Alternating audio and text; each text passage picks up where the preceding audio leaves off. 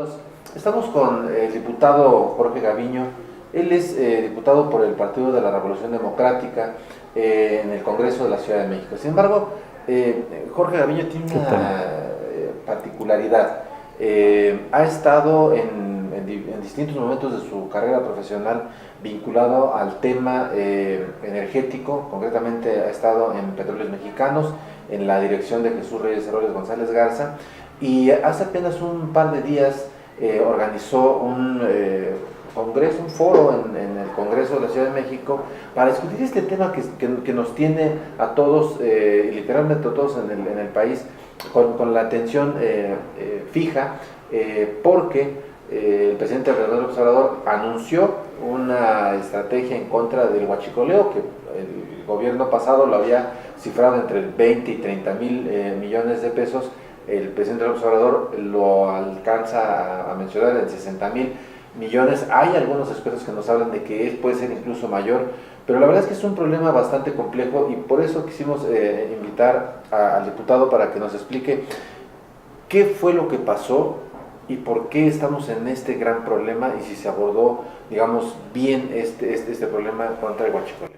Bueno, el huachicoleo hay que atacarlo definitivamente de todas las formas posibles, de una manera muy ordenada, porque además se están manejando situaciones que pueden ser peligrosas en el manejo de las mismas, o sea, gasolinas, estamos manejando petróleo, estamos manejando derivados del petróleo que son delicados si no se manejan bien. Cuando uno ataca este tipo de prácticas, pues tiene que tener también cierto cuidado, porque no se pueden, digamos, llegar ahí y utilizar, balas para poder contener algún ataque, porque esto provocaría explosiones. Entonces, todo el sistema de robo de combustible es de por sí muy delicado. Entonces, seguramente se está haciendo bien este tipo de acciones. Lo que nosotros hemos señalado que seguramente hay problemas es en la logística de distribución de las gasolinas hacia las gasolineras para que el público se surta todo el país. Tan es así que no se ha resuelto el problema. Todavía hay varios estados de la República que tienen problemas muy graves de abasto de combustible, y entonces nosotros pensamos y aseveramos que hubo problemas de logística. Así lo dijo textualmente la Secretaría de Energía en 2 ocasiones. Los problemas de abasto son problemas de logística de distribución. Entonces, y más aún que el presidente de la República acaba de señalar que va a adquirir pipas, y esto pues se hace antes de un manejo como el que estamos haciendo, no después. Ya cuando se regularice el abasto, pues comprar las pipas seguramente va a ser muy interesante, y qué bueno que así sea, pero se debió haber hecho antes. No puedes cerrar los ductos si no tienes cómo vas a distribuir el combustible. El combustible generalmente viaja en ductos, esa es la distribución inicial, y ahora está viajando el combustible en pipas. No es la mejor forma de conducir el combustible en pipas, la mejor forma es en ducto. Seguro, ¿no? Es más caro, más inseguro, y desde luego pues más riesgoso desde el punto de vista de seguridad industrial. Ahora, ¿fue bien instrumentada esta lucha contra el huachicoleo? Bueno, no conozco el programa, no conozco el plan que se generó. Nadie lo conoce, o sea, no sabemos cómo, cuál fue el plan, si de pronto ya tenían muy claro qué ductos iban a cerrar, cuáles iban a ser las repercusiones, ya tenían inteligencia financiera inclusive para detener a la gente que esté implicada. Eso no lo sé, no lo sabemos. Lo que sí estoy cierto que estuvo mal instrumentado fue una logística de distribución ante una crisis. Ese es el problema. Ahora, ¿qué tan añejo es el asunto del huachicoleo? Hablábamos con algunos expertos y nos dicen que incluso en los años 40 los primeros huachicoleros se robaban de las pipas, que en aquel entonces cargaban 20,000 litros a lo más en alguna pipa, pero que desde entonces había huachicoleros de los años 40 del siglo pasado. ¿Cuándo inició el problema del huachicoleo en México? Bueno, conceptualmente son cosas distintas. El huachicol es una palabra que viene de la adulteración del alcohol, de aquellos que empezaron pues, a hacer alcohol adulterado, era el huachicol, así se le llamaba. La gasolina igual, pero surge precisamente del condensado del petróleo, que le ponen un aditivo para subir el octanaje y hacen una gasolina, digamos, pues falsa, una gasolina que no está bien procesada, con todos los procesos químicos que vienen del petróleo, sino vienen del gas natural y traen más contaminantes, y entonces hacen una gasolina, digamos, apócrifa, entre comillas. Pero ahora... ¿Y eso más o menos cuándo? Bueno, pues tendrá 30 años, 40 años, efectivamente, que se empieza a hacer esto. Pero tampoco era un negocio muy bollante. Pues no muy bollante, pero sí era un buen negocio. Pero el otro tema del robo de combustible, pues no es el huachicoleo, es robo de combustible y luego reventa hacia las gasolineras. Es la misma gasolina que se roba y luego se revende. Entonces, ¿y el robo de gasolina cuándo tú tienes el dato de que pudo haber? Seguramente hace 15, 20 años, de una manera importante, empezó a darse, ha venido creciendo. Cuando a principio del gobierno del presidente Calderón, se empezó a dar ya de una manera importante primero el huachicoleo y luego el robo de combustible, particularmente en la parte de Veracruz, en los ductos. Nosotros llegamos a detectar aproximadamente 600 ductos, digamos, perforados, 600 perforaciones. ¿Y cómo se sabía esto en lo que respecta al número? Bueno, porque pues cada semana o cada 15 días se detectaban algunas personas que perforaban en los ductos, se detenían, se sabía cuánta gasolina estaban ordeñando, digámoslo de esa manera, y si tú tienes en la línea A una cantidad de volumen de combustible y al final en la parte B tienes menos, y sabes cuánto se restó ahí y demuestras más o menos cuánta gasolina uno de los huachicoleros, digámoslos así, sacaba de combustible, pues más o menos eran 600 los que estaban operando en todo lo largo de los ductos de Pemex. Pero esto fue aumentando y bueno, pues ya han dado unas cifras de aproximadamente a 12,000, según lo que he leído yo en los medios de comunicación. Entonces, pues sí, ha venido creciendo de una manera muy importante y no se le ha atacado convenientemente este fenómeno. Hay dos cosas, ahorita dices, no se le ha atacado convenientemente. ¿Cuándo se le empezó a atacar, digamos, de forma seria y qué se hizo? Y la otra pregunta, que sería después, ¿por qué se convirtió en tan buen negocio? Es decir, si hace 30, 40 años empezaba y no era un negocio ilegal, por supuesto, pero al fin y al cabo negocio, no era tan lucrativo, ¿por qué se volvió lucrativo? Es decir, ¿quién lo hizo lucrativo? ¿La sociedad que lo consume? ¿Las grandes empresas? ¿Quién lo hizo lucrativo? Pues Mira, hay un premio Nobel, Stiglitz, que dice que si las cosas quieres que funcionen, mételas al mercado, si quieres que no funcionen, sácalas del mercado. ¿Cuándo se hace lucrativo? Cuando esto se mete al mercado, cuando es negocio. Es decir, cuando estos famosos guachicoleros encuentran la forma de regresar la gasolina que se roban hacia el mercado, hacia las gasolineras o hacia el público en general, una manera muy rápida de vender o inclusive exportar este combustible, como se decía, que se exportaba a grandes cantidades, pues entonces se hace muy lucrativo y entonces cada vez es más lucrativo y cada vez es más apetitoso esta situación y se mete más gente, y entonces ya tenemos inclusive hasta el narco metido, según se ha dicho, ¿no?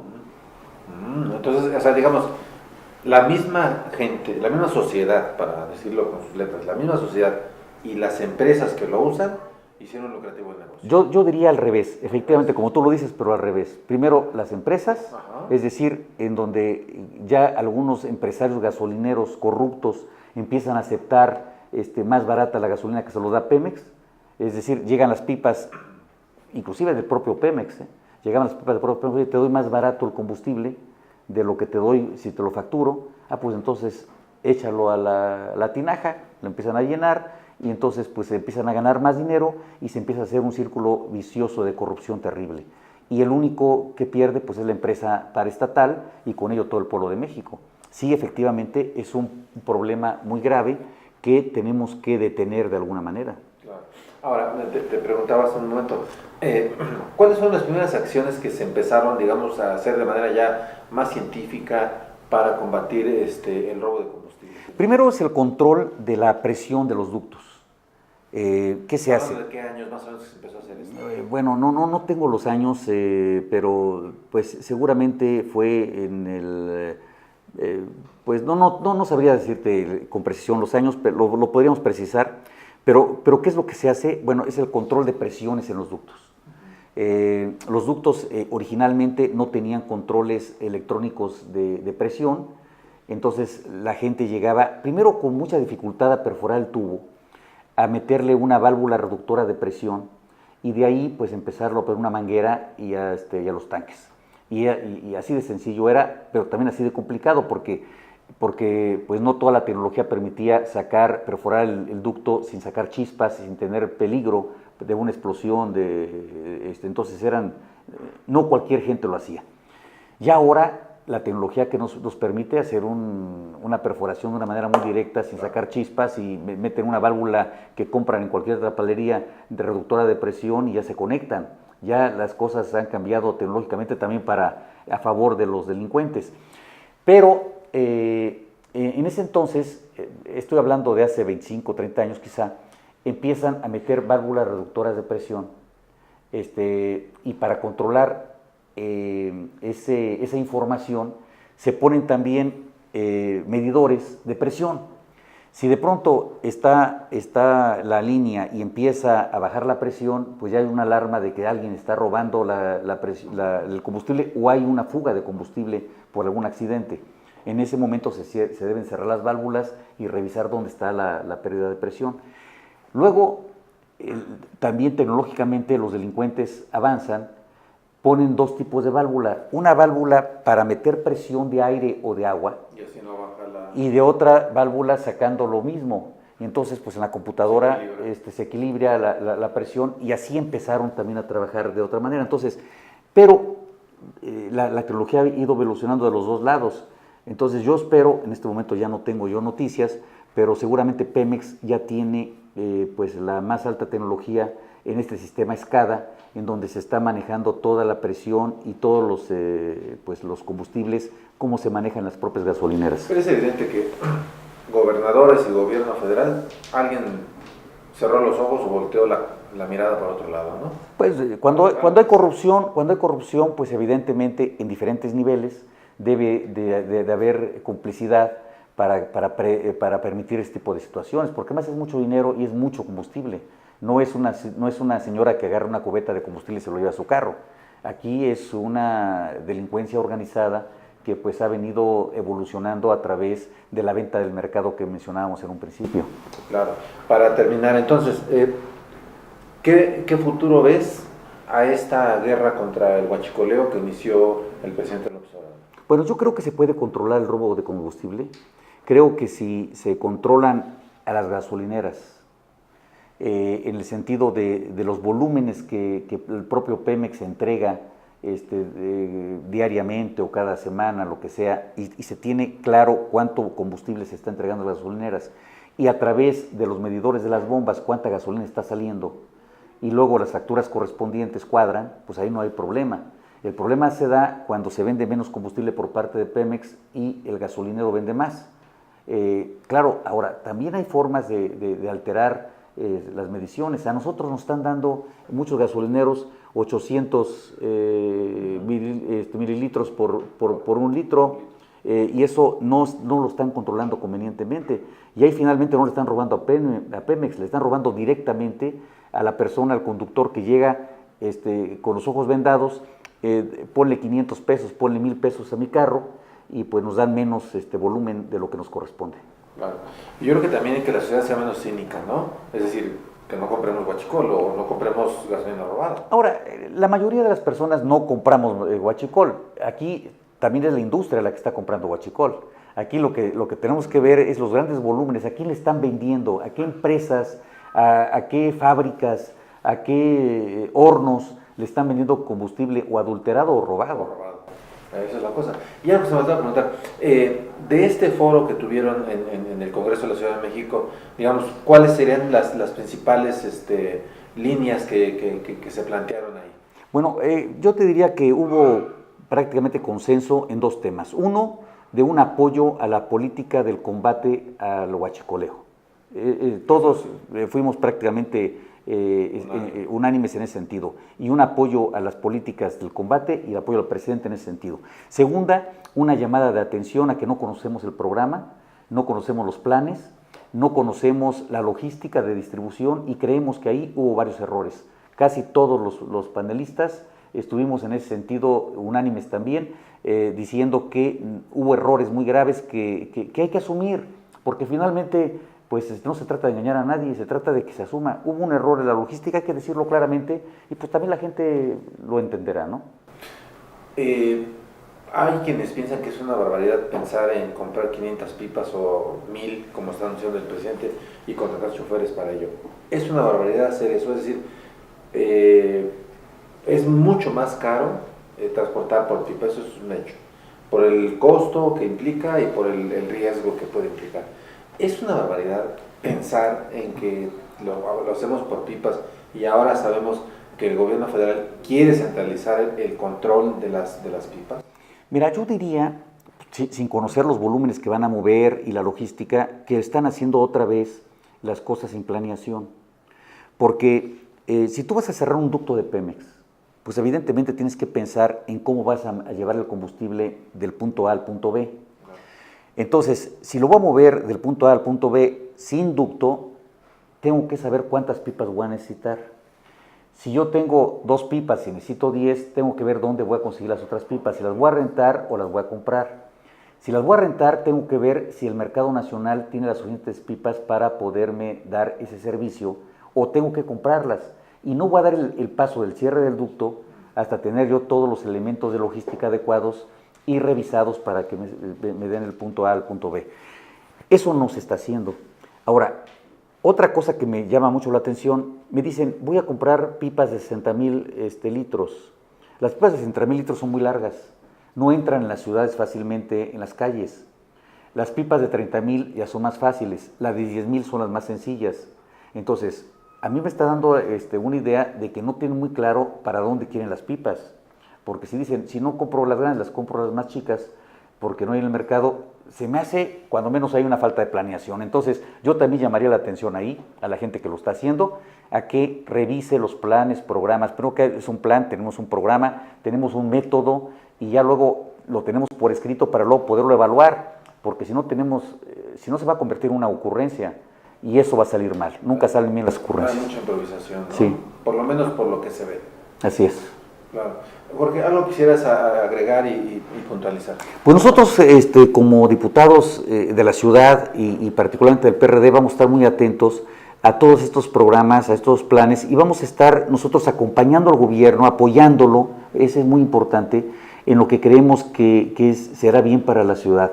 Lo que nosotros pensemos que hay errores o que hay improvisaciones, también lo vamos a dar a conocer. Ese es el trabajo de los diputados de oposición. Ahí vamos a estar. Muy bien. Muchas gracias por la invitación. No, al contrario, muy amable. Muchísimas gracias.